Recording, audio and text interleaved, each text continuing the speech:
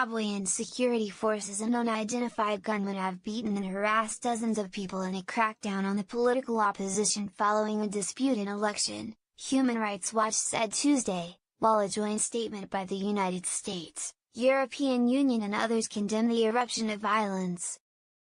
The Human Rights Watch allegation contradicts assertions by the government of President Emmerson Mnangagwa that it has abandoned the state-sponsored violence and intimidation associated with the rule of former leader Robert Mugabe.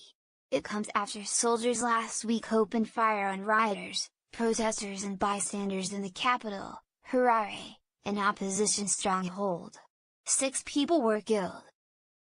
The joint statement by the heads of mission of EU states in Zimbabwe along with the US, Canada and Switzerland condemned the violence, attacks, and acts of intimidation targeted at opposition leaders and supporters, saying such violations have no place in a democratic society. The statement also urged Zimbabwe's government to respect the rights of citizens and to ensure that the defense forces act with restraint. Human Rights Watch said it had documented numerous cases of soldiers beating up people in some Harare bars and restaurants since the August 1 shootings.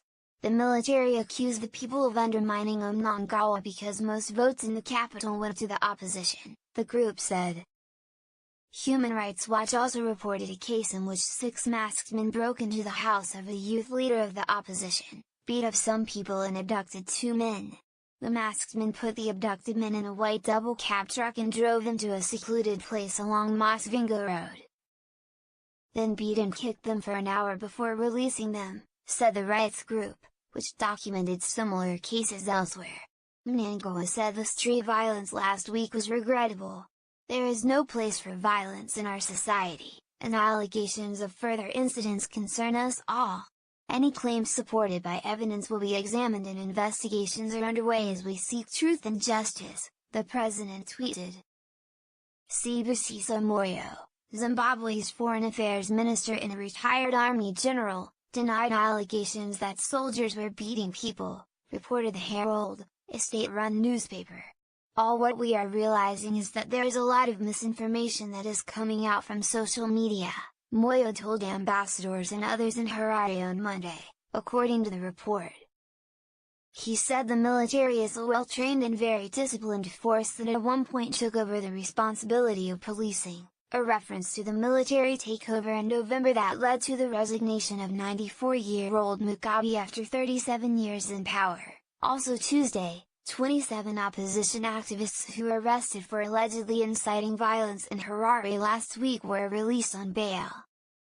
The Zimbabwe Electoral Commission early Friday said Mnangagwa, who was a long-time enforcer for Mugabe, and the ruling party won the country's peaceful July 30 election.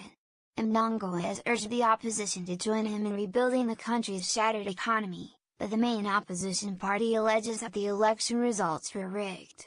The opposition has 7 days from the declaration of the election results to challenge them in court. The government wants to hold Mnangagwa's inauguration in a sports stadium on Sunday, but a court challenge would delay that.